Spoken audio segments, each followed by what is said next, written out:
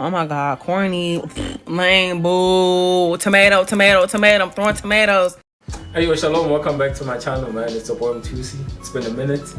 As you can see by the title, bro, you know, I just felt like I had to redo it again, man. You know, it's a get to know me tag, but the Red edition, you know.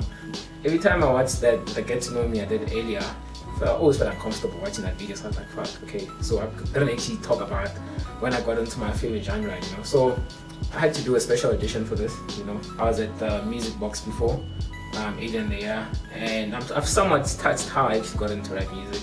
I think some people actually know which video I'm talking about, you know. So I'm from a very Christian family, so rap was like an anomaly in the household, right? So the first rap song that I actually ever listened to was Tupac's "Do It for Love."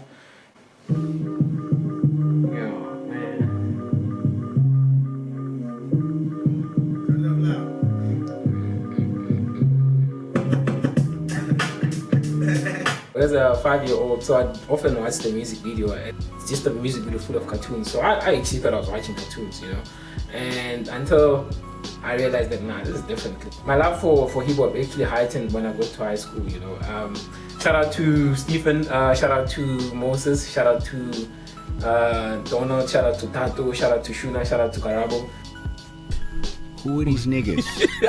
Yo, man, shout out to my school, Excessors Academy. Class of 2005. I'm actually giving out my age now, but anyway, whatever. 2005, grade 8. So obviously we had like, you know, a thing of some sort where we were like, yo, because back then Eminem was big as hell, bro. Like Eminem's album, The Encore, just came out. 50 Cent was big as well. So Mockingbird was just big as hell, bro, like at school. So we'd often just like, in order for you to actually be in our clique, we'd be like, yo, do you know Mockingbird word for word? You could actually rap that word for word, then we'd be like, I feel, you know. That was like back in the mid 2000s, dog, in high school. So any one of us hardly had any camera phone, so You're poor. we'd often just play music on like stereos and whatever. So actually, I'm gonna tell you guys a story how my dad actually made me love music even more, you know. So at school, bro, so obviously I was like 15 and whatever, and peak adolescence, dog. So I didn't give a shit about my grades, dog, you know. So I remember my dad was like, yo, man, why are your grades so low? I was like, I didn't really care much about maths and science. I didn't really like maths and science at all. So I remember my dad went to the seminar, maths and science seminar, and they got given this big ass files. He had like a cassette, Kamahari, with like a stereo, you know, and like headphones. So when he comes back home, it's like, yo, I got this file for you. 2 files, because with my brother as well. So, and it's like, yeah, it's a math and science thingy. It's a tutorial. You know, you're gonna have to listen to math and science and whatever, and then you like do questions, and then there's like answers. I'd agree. Again, so when I played, like, I took out the cassette, the guy got it out, and I played, and then welcome to math tutorial. 2 + 2 is, I'm like, really? Dog, I think I literally listened to like 10 seconds of this shit. I was like, you know what, I'm not gonna waste my time on this shit, you know. So I threw that shit away, and then I went and bought like empty cassettes, you know, to record music. I had on radio, I just wanted to listen to music, dog. And first album that I ever owned on cassette was Nas Stillmatic. You know, I remember when this song came on, bro, I used to go crazy, bro. Man, at 14, bro, yo.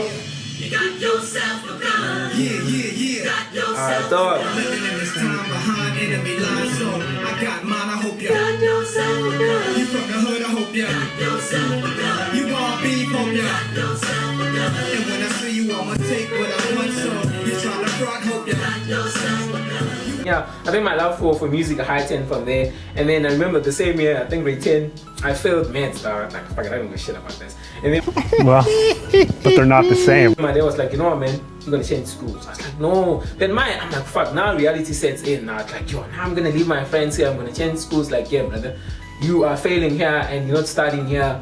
We're gonna take you out and we're gonna take you to a different school. I was humbled, bro. Like, yo, then I feel like, oh, I'm like, you know, Dad, don't do this. You know, actually, no, don't worry. I'm gonna study more now. I'll be serious about school. I'm suburban. I'm a suburban dude. But I was like, nope, I've made a decision, taking her to a different school. So I was very humbled. I was like, you know what, man, I failed it. And then I went to school, different to this other school. 2 years there. I think in 2010 I was in varsity. Now and then I met my cousin, bro. Like shout out to Sipo. There on my love for hip hop just elevated, dog. Like that was when I think Drake had just came out. Young Money had just came out as well. Lil Wayne was just big as hell, bro. Like, you know, I remember Bedrock was just, we'd literally play Bedrock in the whole house. And then we had Sipo's other cousin, Musa, yeah, Musa, shout out to you, brother. And then I remember, bro, the whole house we'd literally just listen to hip hop, dog. You know, it was fun as hell, bro. And then I remember, bro, we used to crumble as well.